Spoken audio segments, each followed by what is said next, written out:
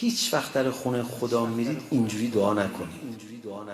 خدایا این یه دونه رو بده، من بقیه رو نمیخوام، فقط این خونه رو درست کن، حالا ماشینم نشده هیچی. انگار خدا میگه آخه من چند تا مگه بهت بدم، خونه بدم یا ماشین بدم، من که نمیتونم همه رو بدم. اونم میگه که حالا لااقل این خونه رو بده. من میخواستم یه برنامه زیارت و عاشورایی بود اجرا کنم برای یک حاجتی. دستورش رو مثلا یک عالم بزرگواری داده بود که اینجوری مثلا اونجوری. بعد گفتم که بذار حالا ما این برنامه رو خدا رو زیاد شروع نکنیم، 2 تا حاجت بذاریم پاش که. بعد گفتم آخه اون یکی هم مهمه 3 تا شروع. بعد گفتم زیاد نشه وقتی 3 تا نشه.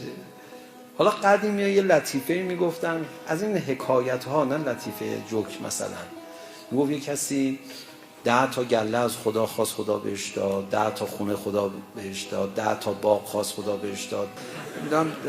10 جین بچه خواست، خدا بهش داد. هر چی خواست خدا بهش داد. بعد یه روز مشتیوار برگشت گفت خدایا هر کی ازت چیز کم بخواد چشماشو در بیار بنداز جلو پاش. یعنی چشم خودش در اومد افتاد جلو پاش.